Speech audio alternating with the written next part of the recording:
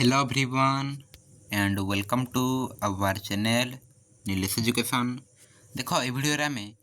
अष्टम श्रेणी बा 8th क्लास रो तुमर जो एनुअल एग्जामिनेशन 2025 बा वार्षिक परीक्षा 2025 पई हम कोन करबा ना तुमरो जहा कि भाषा बा ओडिया राइट भाषा ओडिया रो बा मातृभाषा ओडिया रो हम कोन करबा ना क्वेश्चन आंसर बा प्रश्न उत्तर डी आलोचना करबा राइट तुमरो ओडिया रो। तो देख रही द्वितीय समाप्ति सूचक मान निर्धारण 2025 माने एसए 2 ओके एसए 2 परीक्षा 2025 राइट पूर्व एसए 1 होता राइट हाफियरली अर्धवार्षिक जहाँकि प्रथम समाप्ति सूचक था एवं तुम एसए 2 हो जहाँकि वार्षिक परीक्षा द्वितीय समाप्ति सूचक मान निर्धारण परीक्षा राइट। तो देख ये तुम नाम लिख फुल नाम लिख राइट तुम संपूर्ण नाम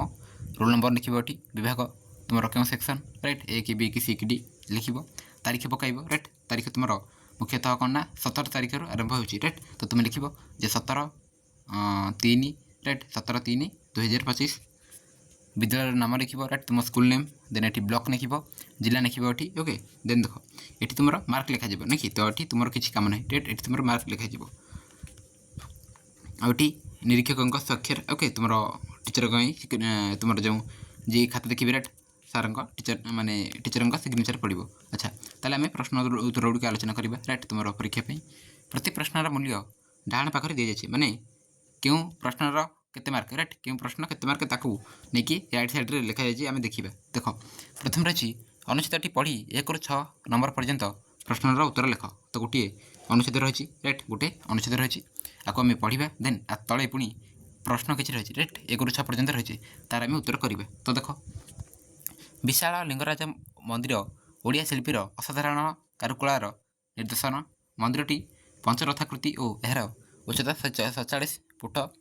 मंदिर मूल अंश चित्ताकर्षक कारुकार्य परिपूर्ण मंदिर मध्य प्रतिष्ठित देवता कृतिवास नामानुसार भुवनेश्वर को कृतिवास क्षेत्र कहुए। गंगवंशर प्रथम राजा चूड़गंग देवों आरंभ कर विभिन्न गंगवंशी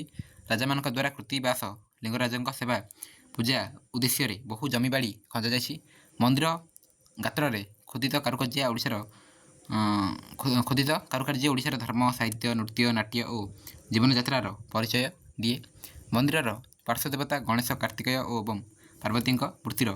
निर्माण कला अत्यंत रमणीय राइट। तो यहाँ आम पढ़े तुम बोधे परीक्षा ठीक यहीपरि थी राइट गोटे अनुच्छेद दी तो तलू प्रश्न दी तुम तार उत्तर कर। प्रथम प्रश्न रही देख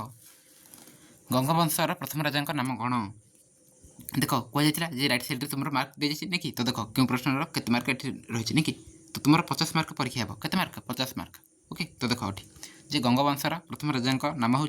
कौन पे ना ये रही देख चूड़गंग देव राइट। तो ये उत्तर हो चूड़गंग देव। नेक्स्ट 2 नंबर देख ये तुम उत्तर मिल जाए राइट अनुच्छेद ही तुम उत्तर बाहर करके लिख आ पूरा संपूर्ण भाव में लिख जे गंगवंशर प्रथम राजा होती चूड़गंग देव राइट ये टाइप लिखिले 1 मार्क मिल जाए। लिंगराज मंदिर गठन शैली किपरि ना लिंगराज मंदिर गठन शैली पंचरथाकृति और सांस्कृतिक कारुकार्य आधारित अटे।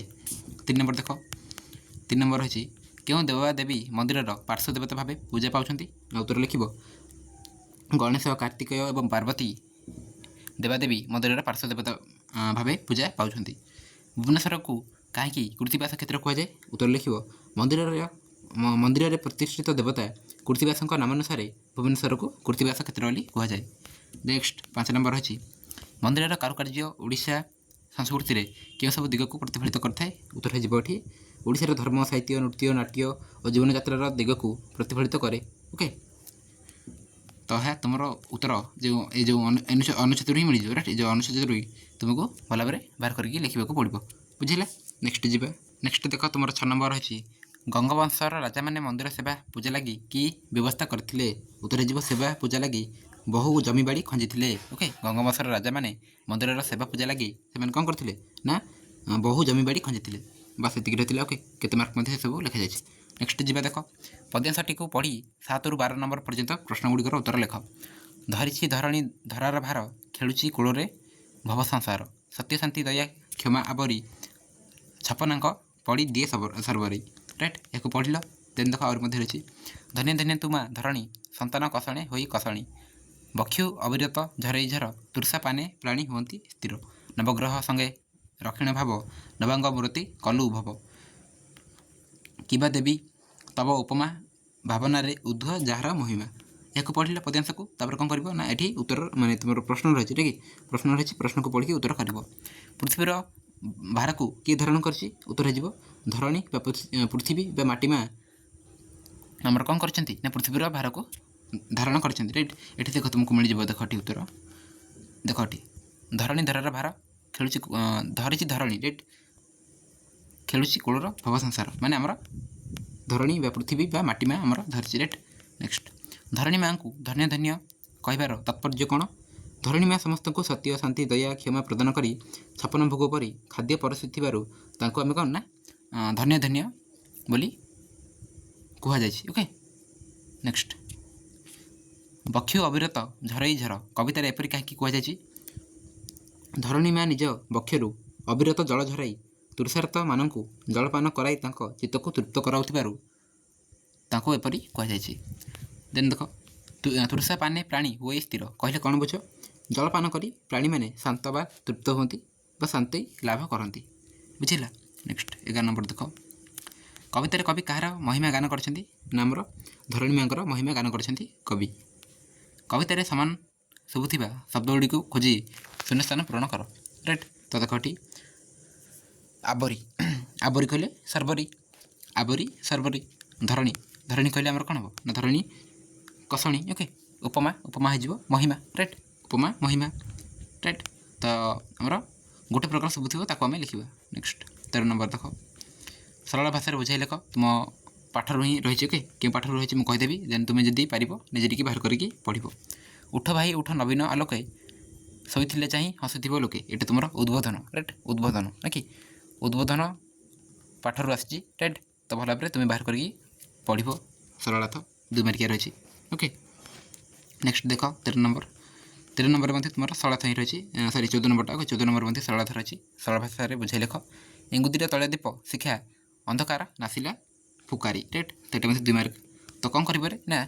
ये तुम कौन रही ना वशिष्ठ और विश्वामित्र ओके वशिष्ठ और विश्वामित्र पाठर रही राइट तुम जो प्रथम पद गुड़ी रही ना से ही रही वशिष्ठ और विश्वामित्र राइट विश्वामित्र राइट तो देखो तुम्हें ओके भल भाव बाहर करके पढ़ माने पढ़ आउ कौन कर ना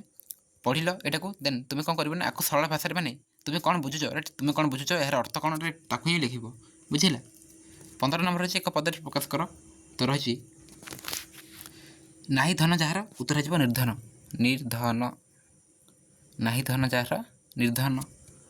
16 नंबर देखिए नेक्स्ट निम्न पदटीर विशेषण बाछी लेख अर्जुन को तृतीय पांडव कहुए यही वाक्य तृतीय पदटी डैश विशेषण क्यों विशेषण यहाँ तृतीयटा ना पूरणवाचक विशेषण राइट ऑप्शन ख पूरणवाचक विशेषण रेखांकित पद को विशेष्यर परिवर्तन कर लेख आमर सांस्कृतिक परंपरा महान तो ये आम सांस्कृतिक को कौन करवा परिवर्तन करके लिखा तो ये उत्तर कौन हे तुम ये उत्तर हो विशेष्य संस्कृति हो आंसर ओके संस्कृति संस्कृति ओके संस्कृति हो उत्तर बुझे सांस्कृतिक कौन हो ना संस्कृति नेक्स्ट 18 नंबर रही संपदर विपरीत अर्थबोधक शब्द लेख उत्तर हो विपद राइट संपद यार विपरीत कौन हम ना विपद विपद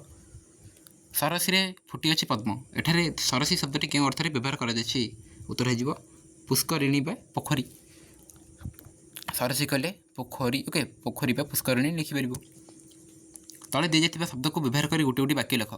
सरला सतुरा को आम जदि व्यवहार करवा गोटे वाक्य तो उत्तर हो सफा सुतरा हे ओके यहाँ सरला सुतरा नुह सफा सुतरा बोले आमर ठीक अच्छे ना कि मे बी प्रिंट मिस्टेक थाईपे ओके तो सफा सुतरा